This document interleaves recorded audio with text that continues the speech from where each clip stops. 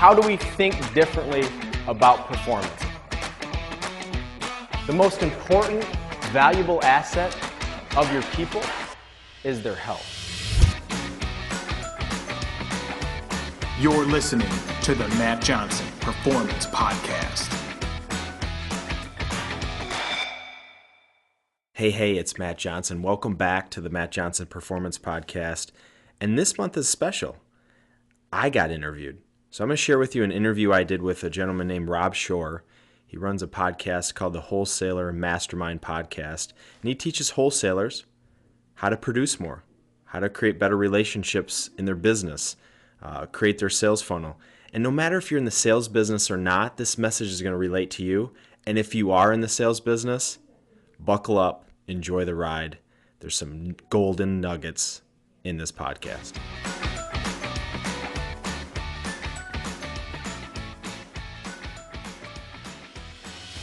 I have a story to share with you that I'm not particularly proud of. It goes back, must be 15 years ago. And I'm feeling reasonably overwhelmed by the job responsibilities that I have. I feel I was, doing them okay, but there was just so much to do.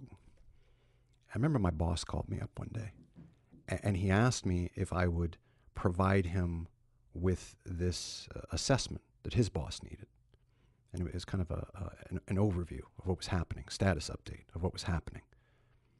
And I remember just kind of snapping, just saying, I can't do this. I'm full up. I can't take any more of this. And I just remember that vividly. Again, I'm not terribly proud of it, but I remember it vividly. And he was a good boss, and took it in stride and helped me work through what the problem was.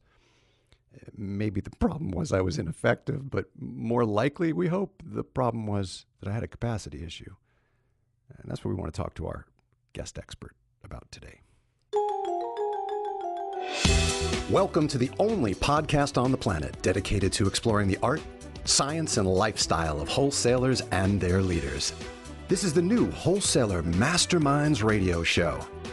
I'm your host, the founder of Wholesaler Masterminds, Rob Shore. Wholesalers, welcome back to the new Wholesaler Masterminds radio show. Today I've got Matt Johnson with me.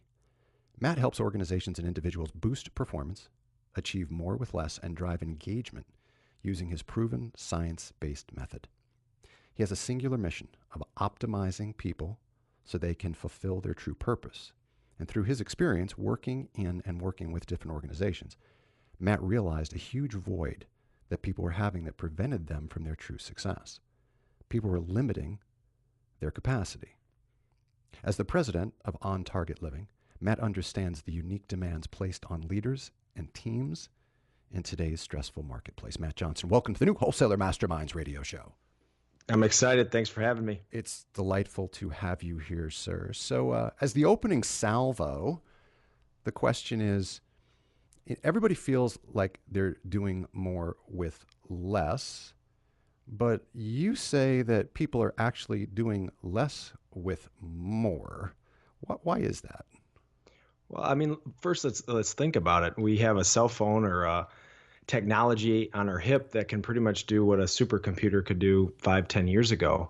And so we have all these bells and whistles and technology and ease of use that we're creating these softwares, but at the end of the day, we're still not getting the productivity that we want and desire and possibly could have. And so we have to back up and say, why are we not reaching our true potential? Why are we not feeling like we're getting as much done as we really should? And so it's not always about at work. It's maybe I come home from work and I just don't have anything left in the tank. And that's what I'm really passionate about, is helping people expand their capacity for doing more, for having more. Everyone wants to have more. And then the last thing is to give more. If you can have those three things, usually you better watch out. Let me dive into what might be a stupid question. What is capacity? I know what it means for me, but what does it mean to you? What does it mean to On Target? What does it mean? Yeah, it's your container. So I make the reference, you got a glass and you got to fill the glass up. And right now the glass is full for a lot of folks. They're at capacity. There's no more room left in their container. And so how do you up level the container? How do you expand the container? And what if you looked at that as a strategy for yourself as a producer, as a salesperson, as a business leader, and really looked at the big picture and said, okay, what if I went from a 15-ounce cup to a 10-gallon bucket? What could be done? How would I feel? Would I be able to have more energy? Would I be able to focus? And would I have more balance in my life? And we can talk about balance. I really think most people are looking for balance from a 50-50. And we all know if we're trying to be our best, at some point you got to get out of balance. You got to get uncomfortable. But the art is finding the way to come back so that you're not always out of equilibrium, so things don't start to go in the opposite direction. I want to poke around on this notion of capacity for a second, because the way that I heard you frame it, maybe it's just the way that my mind's processing it. Part of it is just having the ability to do more, but I know your message of your firm is not just to do more, it's to do all the things you do much more competently and better. So I know it's a really fine point that I'm chipping around on here, but maybe it's not just doing more. It's just figuring out how to process all the crap that I have and do it all more effectively and efficiently. Is that a fair way to look at it? Yeah, it's like it's all about quality. So you talk about the difference between performance and productivity, and they're drastically different. Productivity is all about quality. It's all about taking, okay, if I'm going to produce a crop, it's all about the quality of that production. It doesn't really matter if I have 1,000 ears of corn if they're not high quality. So yeah, there is a fine line. Everyone wants to do more. And my main message is, how do we do more with more? Because at the end of the day, if you really break it down, we have more resources, we have more tools, we have more gadgets. And the overwhelm comes as there's so much distraction. There's so many things to do. And when you break it down and say, okay, how do I create more focus in my day? That starts to lead to this quality that you're talking about. So yeah, doing more isn't necessarily about numbers, quantity. It's more about getting what really matters done in a way that's more efficient for you. So in the example that you gave, you talked about a 15-ounce cup versus, I forget what the other measuring stick was, but a bigger cup, and that was the 10-gallon bucket. Yeah, that was the metaphor for capacity. But what are we really using to measure capacity? I mean, I know there's three things that you drive home on. What are the three things that we're supposed to be looking at when we think about what is our capacity and how do we improve upon that capacity? So I've worked in many different industries and we've been in the financial services industry for a long time, helping performers perform better. And one of the challenges and roadblocks we kept falling into is, health is a soft, feel-good thing, or work-life balance is a soft thing that we'll get to eventually. But at the end of the day, what we're trying to do in every industry that I've come across is trying to get your people to produce and perform better.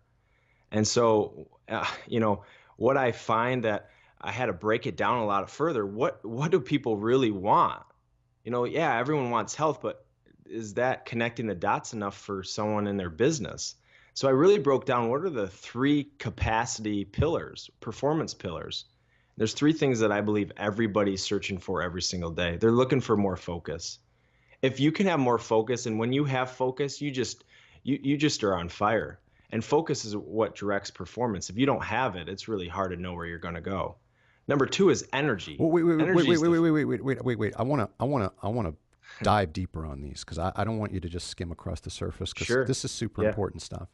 Yeah. I want to talk about this focus thing for a minute. So, and I say it so lightly, the focus thing. It's super important, and it goes back to what you spoke about at the very beginning, which is the notion of how much stuff is coming at us every day by virtue of the expansion of the media, by virtue of the number of outlets that we have access to, by the number of distractions that present themselves via the devices that we carry.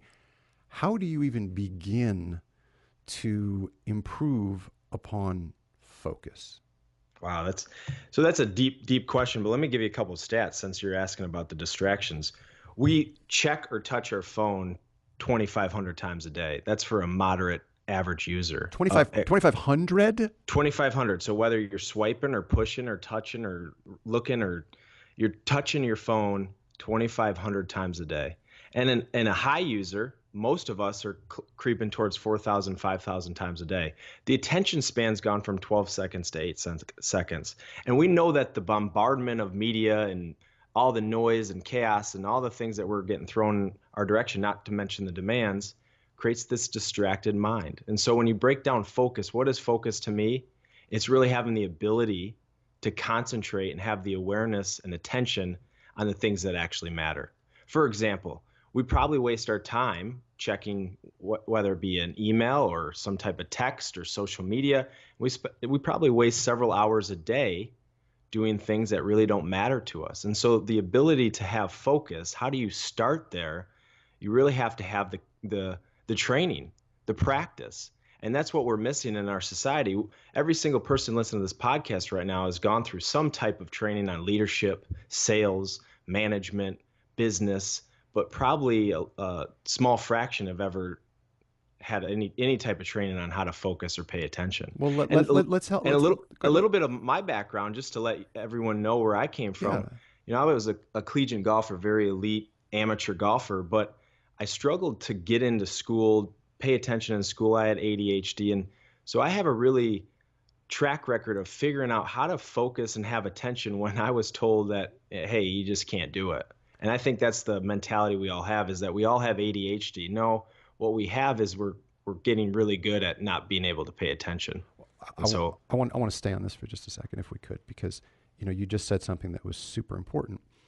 We train wholesalers in product. We train wholesalers in practice management. We train them in how to build better relationships. The list goes on in things that my firm participates in training wholesalers in. And we spend precious little time on this notion of focus, though we mention it some, not nearly to the degree that it deserves. So you say that people don't get trained on how to focus. Well, let's take a minute. Give me a couple of things that I can do as a highly compensated, high pressure sales professional that's going to help me address focus. Give me a nugget. Give me something I can hang my hat on. Sure.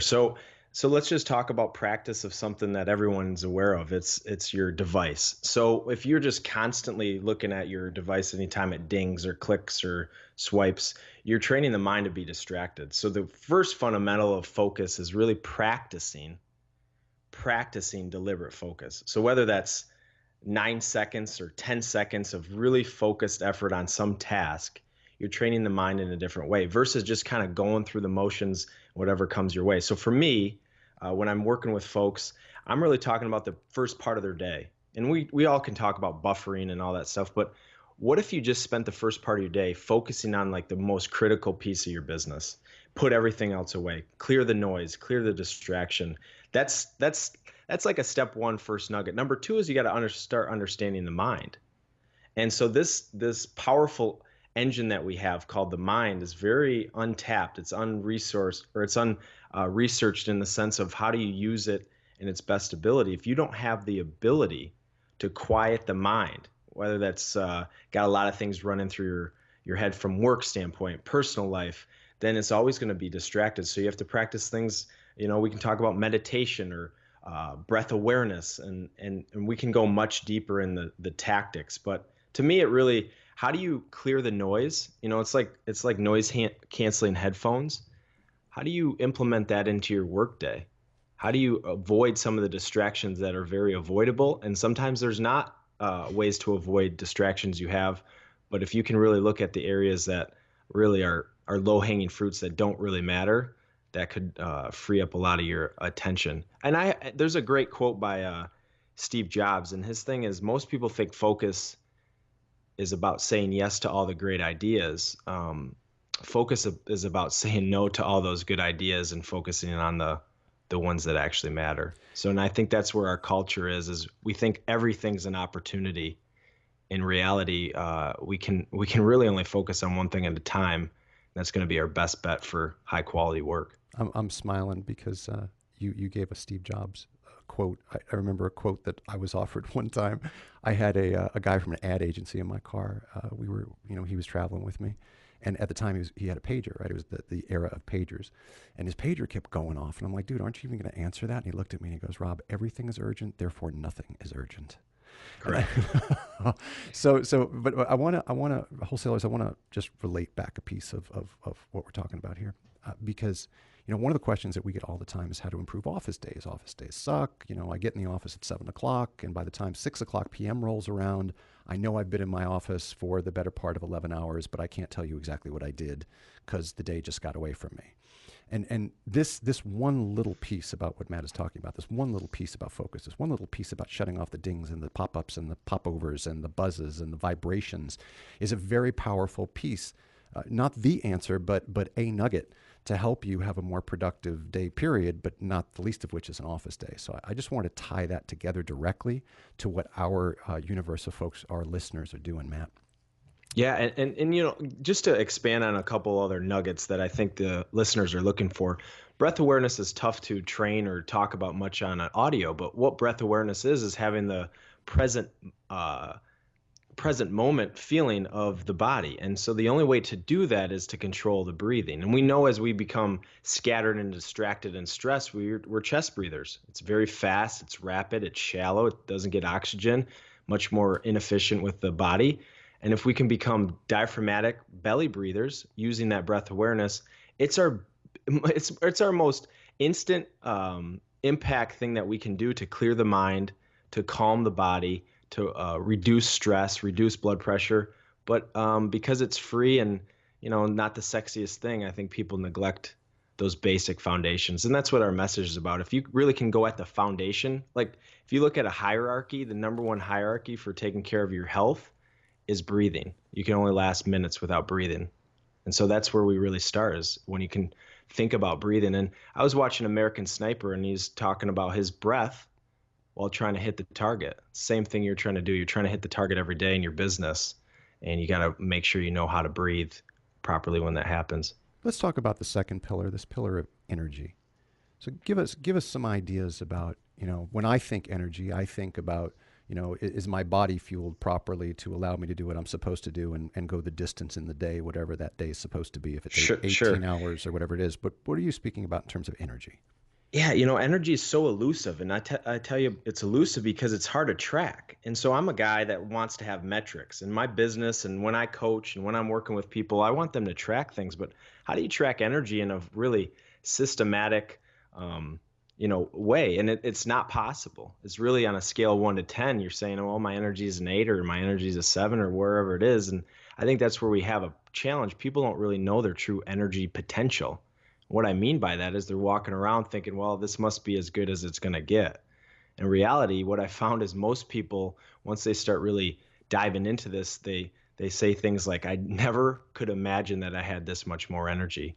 And so I think one of the challenges is we manufacture energy in our society, whether that's stimulation like coffee or pop or soda or some type of over-the-counter or quick fix, some type of motivational quote or some carrot dangling as an incentive. That's how we really manufacture our energy. And that's a vicious cycle because you're going to just keep having to manufacture. And to me, energy is the most precious commodity that we have. I think a lot of people believe time's their most precious commodity. But in my opinion, and all the people I've worked with at a high level, if you don't have energy over your time, what is the time worth? Is it as valuable? Mm-hmm. And nobody wants time if their energy isn't where they want it to be. And energy is the fuel. I mean, if you're trying to hit some numbers or accomplish some goals or have that ability to be with your family, you need energy. And so what I found is we're not protecting, we're not building, and we're not renewing our energy like we should or could. So in the spirit of that, let's just give the listeners, before we go on to the third pillar, let's give the listeners one of your A-list ideas about how to either replenish energy during the day or start out the day with better energy. How do I begin to fill that well? Yeah, I mean, where does energy come from? It's really simple. It comes from food. If you really say, okay, where does energy for the human body come from? It comes from food. You protect it with sleep and rest. We can go down that path, but start with food. And I don't care who the person is. Everyone wants to be their best. And I kind of use the analogy of a machine or a high-performance racehorse. If you got a Ferrari, if you got a $10 million thoroughbred racehorse, you wouldn't feed it crap in the morning. You wouldn't give it a honey bun and a coffee and a pop and a sugary snack and then go another 8 hours before you eat and expect it to perform or run at high octane fuel. Or a Ferrari, you wouldn't give it bad gasoline. And so I start with food. And I tell people it really starts with the first 15%. What are you doing in the morning? Are you having a really high quality, easy, nutritious breakfast that you can really do every single day? You can sustain it to start you off on fire. And that could be like drinking water. We have a recipe called oatmeal on the run where you don't even cook it. You just make it overnight. It takes 5 seconds. You grab it in the morning. It's ready to go. Really thinking about it, preparing for the next day, because there's a lot expected out of everyone listening to this call and everyone I come across. And this is a huge strategy to start to build your energy, because energy comes from food. And as we know, there's a lot of unhealthy food that's going to give us really poor quality energy. Well, I'll take you one step further, Matt. I mean, I know with 100% certainty that you have a population of listeners here that there's a percentage of them, maybe even a high percentage of them, that don't even freaking eat. Correct. So Correct. They grab a coffee and they don't eat until their lunch meeting, and that's a vicious cycle. And you can tolerate that at a young age, and that's one of my messages. I mean, at 31 years old, a lot of people say, Matt, what do you know about aging? I don't know much about it from an experience standpoint, but I know a heck of a lot about it from a scientific, from a studying standpoint. And you can only sustain that lifestyle for so long. And that's our business has expanded, because these people, these top performers, these top producing folks, they start to hit this wall. And so I think what everyone listening wants to know is, how do I do this not only to my best ability, but a way that I can sustain it forever? And that's where we want to start investing in ourselves. And the number one investment we can do is in our health. That begins with eating breakfast. Yeah, absolutely. Let's talk about the third pillar of drive. Frame that up for us, please. Yeah. You know, drive's so fascinating to me. This is the motivation and internal drive. Daniel Pink wrote the book Drive, and I think it's a fantastic book. But the way that I use to explain it is, everyone's after this external motivation. It's like, how do I get my people motivated? How do I motivate myself with some other external factor, whether that money or materials or whatever the case may be? But at the end of the day, internal drive's what works. Internal motivation is what really everyone's after, because that's sustainable, and that's something that once you have it, you'll never let it go. I think about it a different way. Instead of saying, how do I get people to have drive? I say drive is a byproduct of when you get people to have focus and energy. When your people, or when you have this focus, you know, like this true direction of where you want to go, what you need to accomplish, and you can just stay on target, then you move into having this energy. You start to accomplish the things. You start to move the dial. You start to get the results you want. It starts to, you find that internal drive, what motivates you, what you're passionate about, just naturally. And I think when people don't have focus, when they don't have energy, there's no chance that they're going to have the internal drive. They're going to have to rely on some type of external factor. And so for me, the three culprits, or the three kind of big pieces of success, are those focus, energy, and drive. And the last one is what propels us to succeed, propels us to get through the chaos and the muck. You know, I'm so passionate, so driven about what I do, but it doesn't mean it's not challenging. And everyone listening has challenges, but when you can tap into that internal drive, you're a beast. You're an animal to get through some of the chaos. So just to tie it all together, because we've talked about so much, and I appreciate that.